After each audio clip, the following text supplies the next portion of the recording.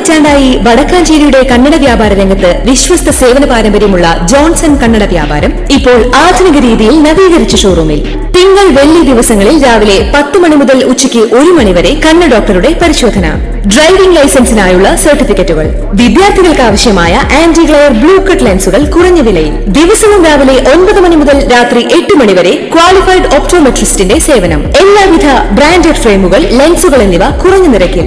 Johnson Kannada വ്യാപാരം, John's tower, divine ആശുപത്രിക്ക് എതിർവശം, Vadakkanchery. Phone 94963474. മുൻ പ്രധാനമന്ത്രി മൻമോഹൻ സിംഗിന്റെ വിയോഗത്തെ തുടർന്ന് രാജ്യത്ത് 7 ദിവസത്തെ ദുഃഖാചരണം പ്രഖ്യാപിച്ചു. നാളെ നടക്കാനിരുന്ന എല്ലാ സർക്കാർ പരിപാടികളും റദ്ദാക്കി. നാളെ രാവിലെ 11 മണിക്ക് മന്ത്രിസഭാ യോഗം ചേരുമെന്ന് കേന്ദ്ര സർക്കാർ അറിയിച്ചു. മൻമോഹൻ സിംഗിന്റെ സംസ്കാര ചടങ്ങുകൾ പൂർണ്ണ ഔദ്യോഗിക ബഹുമതികളോടെ നടക്കും.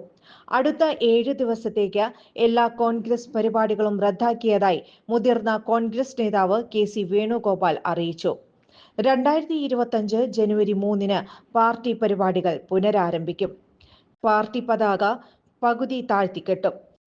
ഇന്നലെ രാത്രി 9:51 മൻമോഹൻ സിംഗിന്റെ മരണം സ്ഥിരീകരിച്ചത്. ആരോഗ്യനില വഷളായതിനെ തുടർന്ന് ഇന്നലെ 8 മണിയോടെയായിരുന്നു അദ്ദേഹത്തെ ഡൽഹി എയിംസിൽ പ്രവേശിപ്പിച്ചത്. കൂടുതൽ വാർത്തകൾക്ക് ഞങ്ങളുടെ ചാനൽ സബ്സ്ക്രൈബ് ചെയ്യുക. ഫേസ്ബുക്ക് ഫോളോ അപ്പ് ചെയ്യുക. വാർത്തകൾ വേഗത്തിലറിയാൻ എനി ടൈം ന്യൂസ്.